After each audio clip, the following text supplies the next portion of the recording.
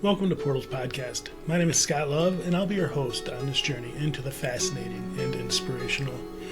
Today we explore the multifaceted power of letting go through the transformative act of forgiveness, including a crucial aspect often overlooked, self-forgiveness. You are listening to Portals Podcast, an extension of the Emergence Creative Space. Listeners are transported into the hearts and minds of some of the most inspired creators, producers, artists, and activists around. Portals is a platform and a spotlight on the people, organizations, businesses, and more who are the unsung heroes making a huge impact on the lives of others. My name is Scott Love, and I'll be your host on this epic journey into the powerful world of the fascinating and inspirational. I am an activist, an entrepreneur, and a visionary.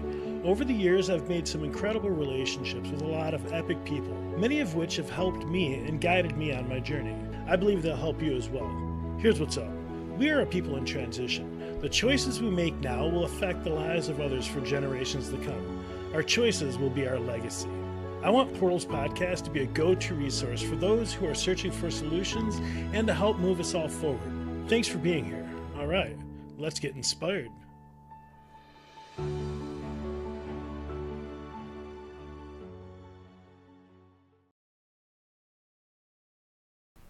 Thank you, and welcome back to the episode. First, what exactly is forgiveness? It's often misunderstood. Forgiveness is not condoning harmful actions or pretending they didn't happen. It's not about excusing the offender or the offender's behavior. As Desmond Tutu wisely said, forgiveness does not mean condoning what has been done. It means taking what happened and understanding that it cannot be changed, and trying to find a way to move forward. It's about releasing ourselves from the grips of negativity. Forgiveness is about choosing freedom from the pain that binds us to the past. It's about healing, not forgetting. Forgiveness is the conscious decision to let go of the resentment towards someone or something who has wronged you, regardless of whether or not they deserve it. It's not forgetting, excusing, or condoning the act. Forgiveness doesn't mean that you're weak. Rather, it's an act of strength and courage. A common myth is that forgiving someone requires reconciliation. However, forgiveness is a personal journey that doesn't always involve resolving the relationship. Why it matters? Holding on to grudges can lead to emotional exhaustion and physical health issues. According to Dr. Everett Worthington, a leading forgiveness researcher, forgiveness improves mental health and reduces anxiety, depression, and anger. It can also restore a sense of control in situations where persons feel victimized, allowing them to reclaim their emotional well-being and move forward. Are you holding on to a pain from the past? Does the idea of forgiveness feel impossible? You're not alone. Today we're exploring the powerful concept called forgive and evolve. It's not about pretending things didn't happen, but about releasing ourselves from the grip of that negativity. We've all heard the saying, forgive and forget, but let's be honest, forgetting is tough. Some experiences are seared into our memory. Dwelling on negativity, however, only hurts us. Viktor Frankl, a Holocaust survivor, now imagine the things that man went through, reminds us that even in the darkest times, we can find meaning. Imagine a heavy backpack filled with stones. Each one of these stones represent a hurt that you carry. Whether you know it or not, we put more and more of these stones into our backpack, and we never take them out. These stones may come from something our parents said to us when we were little kids, or something our bosses or coworkers said in passing. They can come from things that were said in the heat of the moment with someone close to us. The point is, just about every day our backpacks are growing heavier and heavier. Wouldn't you rather set that backpack down and walk a little lighter? Finding forgiveness is unloading those stones one by one. It's a journey of healing, not erasing the past. Okay, all this sounds great, right? But where do we start? Want to try something really unique? Let's explore the Japanese practice of Naikan. This structured introspection fosters a sense of gratitude for others' contributions and recognitions of one's impact on their lives and understanding of personal responsibility. Naikan encourages a shift from focusing on grievances to appreciating the interdependent nature of human relationships. Practicing Nikon often leads to profound emotional insights and personal growth. It provides a framework for cultivating empathy, improving relationships, and finding peace with past experiences. The practice can be done informally in daily life or as part of a guided retreat, offering a quiet space for deep reflection. Nikon helps individuals transcend blame and resentment, nurturing a balanced perspective that promotes forgiveness, self-awareness, and inner harmony. Again, it involves asking yourself three powerful questions. What did I receive from this person? What did I give this person? And what troubles did I cause them? By reflecting on these questions, you might be surprised by the gratitude and understanding that emerges. So let's just take a second to try that. Let's think of somebody that has harmed us. And let's ask ourselves these questions. What did I receive from this person, whether that's good or bad? What did I give to this person? And what troubles did I cause them? Here's a quote that I really like. Forgiveness is a gift that you give yourself. It doesn't make you weak. It sets you free. That's by psychologist Dr. Laurel Markham.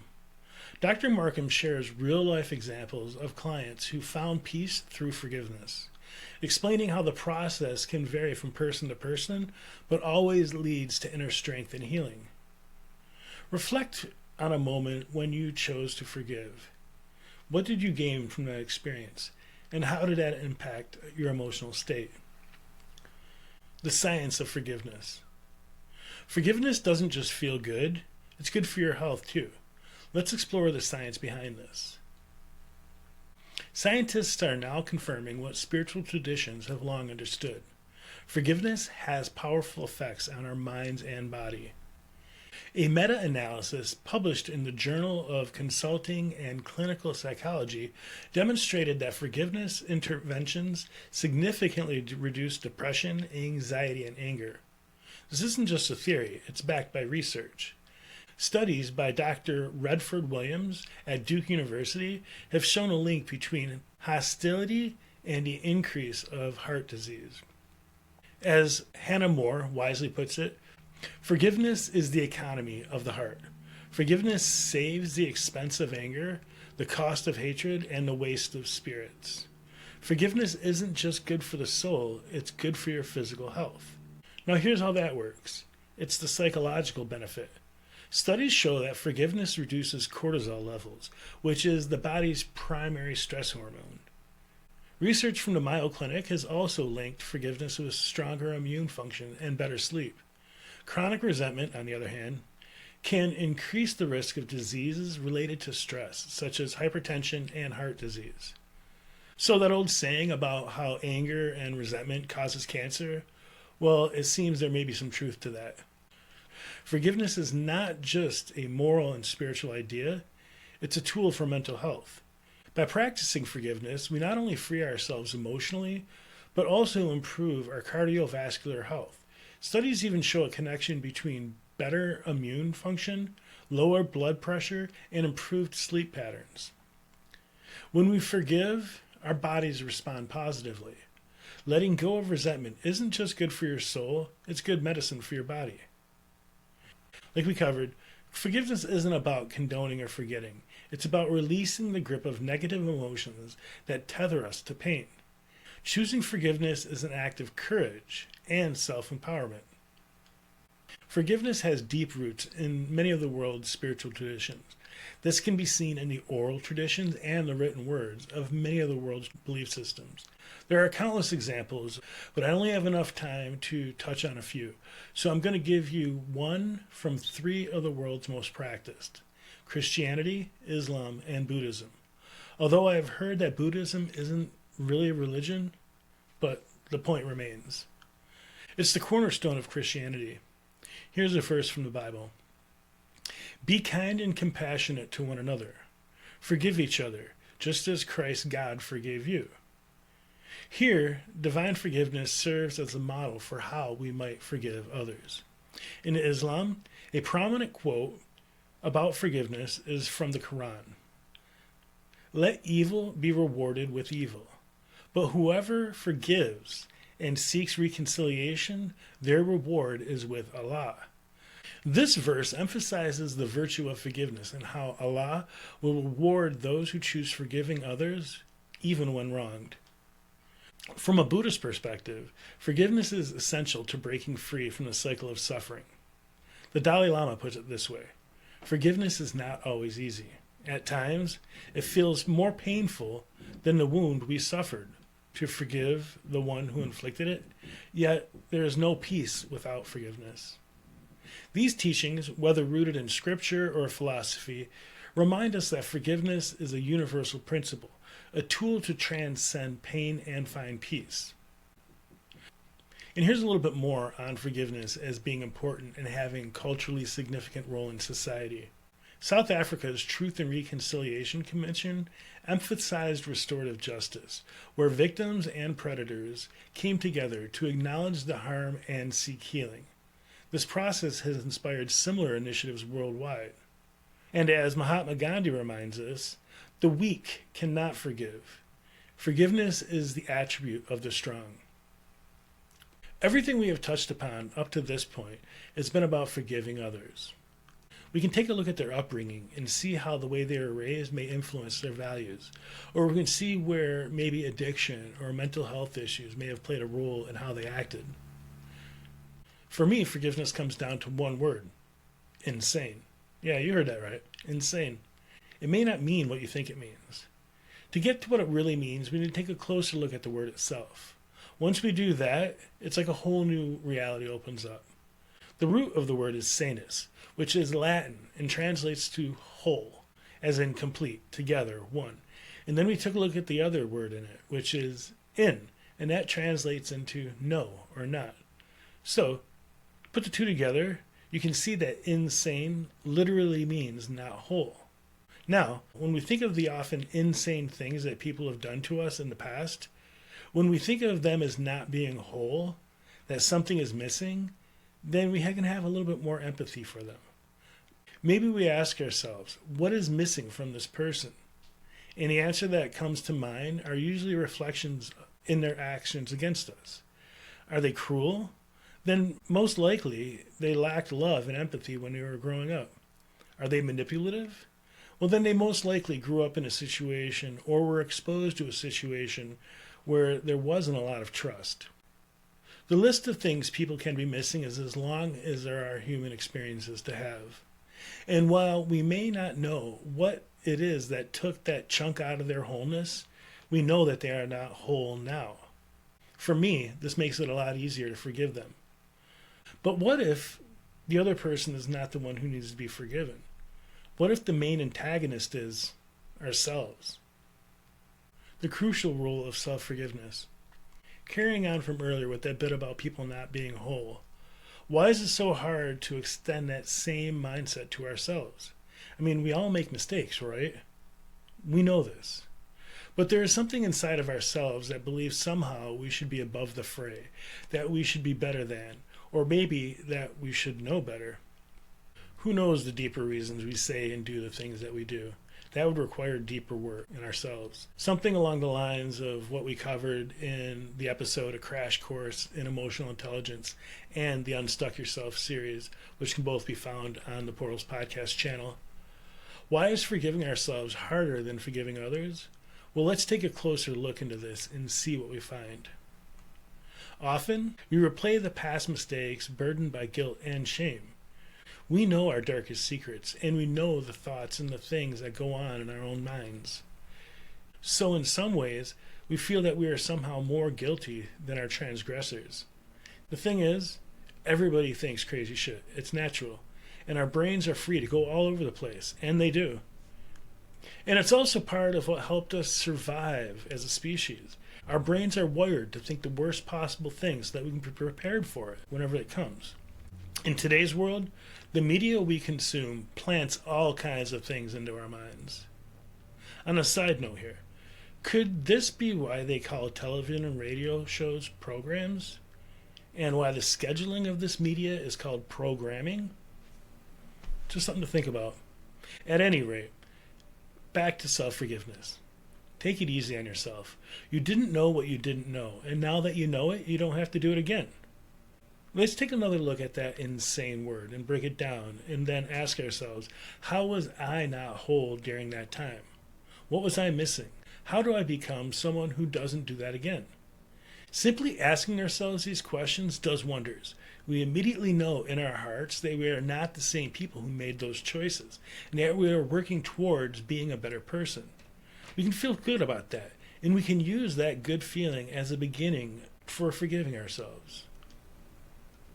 But, as Publius Syrus wisely said, how unhappy is he who cannot forgive himself? Now, this guy needed to know a little bit about forgiveness because he was a slave from Syria who was taken to Italy, and after some time, he was freed and educated by his master.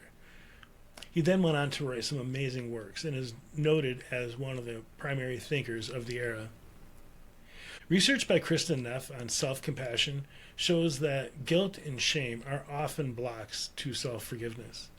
These feelings are rooted in our inner critic and can amplify mistakes and create a cycle of self-blame. People often hold themselves to a higher standard than others, making self-forgiveness feel like admitting failure rather than embracing growth. Dr. Neff's work on self-compassion offers a powerful antidote. Self-forgiveness, she emphasizes, involves recognizing our shared humanity, accepting our imperfection, and offering ourselves kindness and understanding. It's not about excusing our actions, but acknowledging our humanity. Forgiveness is a journey, not a destination. It's about growth, letting go, and moving forward with a lighter heart. Take the first steps today. You deserve to evolve beyond your heart. But how do we practice self-forgiveness? Self-forgiveness starts in our minds and then spreads into our hearts. We begin by saying to ourselves that we want to be forgiven. Without a desire, nothing engages. Sometimes the simple act of asking opens up something inside of ourselves and makes room for what's next, which is acceptance. It is said that acceptance is the key to serenity. What does this mean to you? Oh, no, not fine. Serenity now. Now, there are several strategies that you can use to improve your self-forgiveness, such as journaling can help identify and confront negative self-talk. Self-compassion meditations encourage individuals to treat themselves with the same kindness that they would a friend. Cognitive behavior therapy, or CBT techniques, can help reframe negative beliefs and foster a more forgiving mindset. This is definitely worth looking into, and it's a pretty simple practice, but you do have to practice it. It works. Remember, self-forgiveness isn't about excusing harmful actions. It's about acknowledging our mistakes, learning from them, and letting go of the self-imposed weight of judgment. Only by forgiving ourselves can we move forward. Forgiving yourself not because you are perfect, but because you are human. Self-forgiveness is not about erasing mistakes, but embracing the lessons they bring. Okay, so let's switch back to forgiving others for a minute. Are you ready to let go of that grudge? Now, here are some tools to help you in your path of forgiveness. If you're ready to let go of that grudge, well, then these tools can help you. Journaling. We already mentioned journaling, but here's an exercise for you. Write a letter to the person you're forgiving, even if it's yourself, and even if you never send it. Describe the hurt that you feel. Describe your current feelings, and then let them know about your decision of letting go. This process allows you to externalize emotions and gain clarity. We talked about meditation. Guided forgiveness practices reduce anger and increase empathy. For example, loving kindness meditation involves wishing the very best for everyone involved, even those who have hurt you. Something you can do is also identifying your feelings. Practice empathy by considering the other person's perspective, and set boundaries to protect yourself from future harm. These steps ensure that forgiveness is both a healing and empowering process. Empathy is the bridge that connects pain to understanding. So how do we practice forgiveness, including self-forgiveness? Well, forgiveness says you are giving up all hope for a better past. This mindset applies to forgiving others and accepting our own actions. Robert Enrich's process model of forgiveness offers a roadmap. First, acknowledge the pain. Whether it's forgiving someone else or yourself, it starts with recognizing the hurt. Second, make the decision to forgive. This doesn't mean condoning the actions, it means choosing peace over anger. And third, work through self-emotional pain, a step that involves journaling, therapy, meditation, and finally arrive at the outcome of freedom and renewed purpose. When it comes to self-forgiveness, the steps are similar. Begin by practicing self-compassion. Recognize your shared humanity and acknowledge that everyone makes mistakes, focusing on growth and the lessons learned rather than dwelling on the mistakes. And finally, if you, like me, enjoy things laid out step by step, here's an amazing step-by-step process that can be a guide for you on your journey to forgiveness. There are many fantastic resources for forgiveness online. I found this one. It's from Mary Hayes Greco, and it's called The 8-Step Process for Forgiveness. I'll put a link with more information on this in the description and at the end of the video. Step 1. Use your will. Declare your intention through the power of your will to begin the process of forgiveness. Step 2. Express your emotional pain. You are given complete freedom to express your honest emotions without judgments or fear. Step 3. Release expectations from your mind. Identify and let go of the expectations you had surrounding the person or situation that you are currently forgiving. Step 4. Restore your boundaries. Firmly separate yourself from the harmful actions and attitudes of the other persons in the situation. Step 5. Open up to getting your needs met in a different way. Expectations have been released. Expectations have been let go. And you no longer demand anything from the person or situation that you are forgiving. Step 6. Receive healing energy from spirit. Reach out to a higher power and bring in unconditional love and light to your being. 7. Release unconditional love to the other person or situation, and release unconditional love that is freely given to the person or situation you are forgiving. Step 8.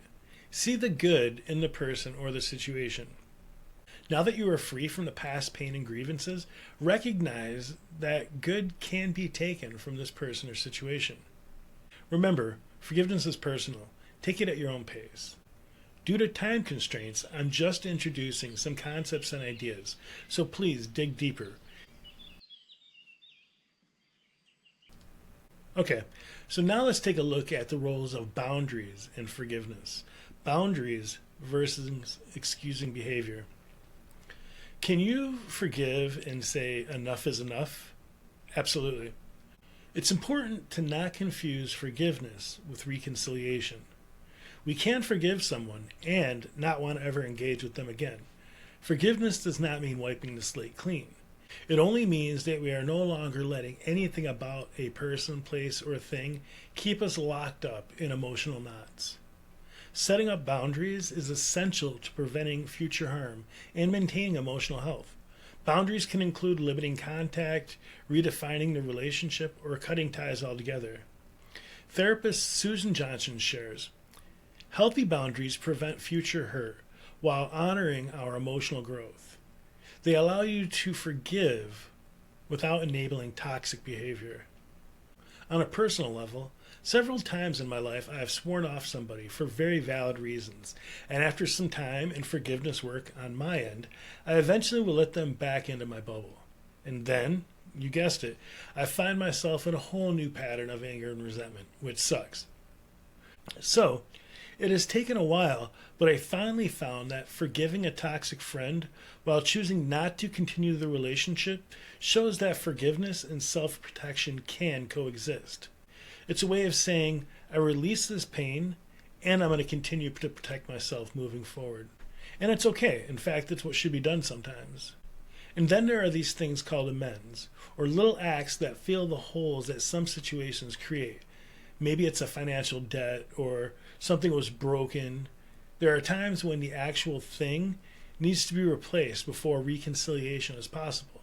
Sometimes the reconciliation is not possible at all. But in order to forgive ourselves, we need to make these amends. All situations are different. Just as all people are unique and come with their own quirks and mannerisms, everything really is relative, scaled. And we have different needs. Forgiveness is no different.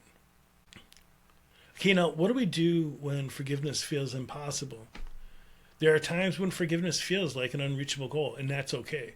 Maybe we feel that the thing that was done was too great of a violation for forgiveness to exist. This is understandable and acceptable, and it's true. And it will remain true until it isn't. Time does an interesting thing to our hearts and our minds. Our values tend to change. Understanding comes, or we know things that we didn't know before. So as long as we never say never, the door to forgiveness remains open, even if ever so slightly. Remember, forgiveness is not a one-time action, but an ongoing journey. Let's go back to that Lewis B. Smedes quote. To forgive is to set a prisoner free, and then discovering that the prisoner was you. Let's let ourselves free by forgiving others, and perhaps most importantly, forgiving ourselves. My name is Scott Love, and this is Portal Podcast. Thank you so much for joining me on this episode on this very important and life-changing subject of forgiveness. Until next time, take care and keep exploring the portals to your best life. Let's get inspired.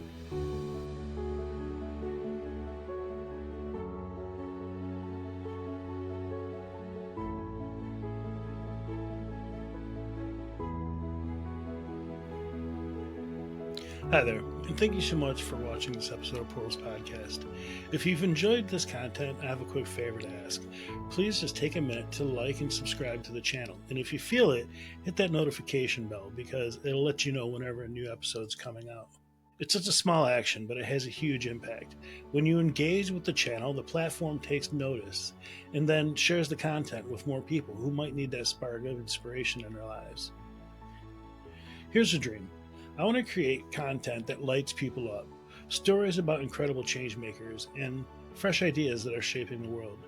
But right now, Portals Podcast is a one-man operation, and I'm that one man.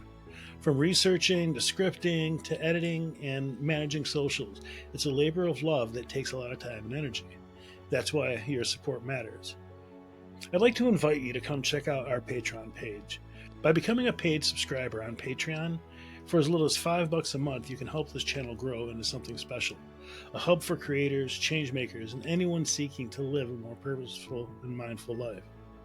Plus, you'll be getting access to exclusives, uncut videos, early announcements, and so much more. Together, we can build something extraordinary, and I need your help to make this dream a reality. Please join me at patreon.com/ECS_portals, and let's keep creating magic one episode at a time. Thank you so much for being here, and now back to the episode.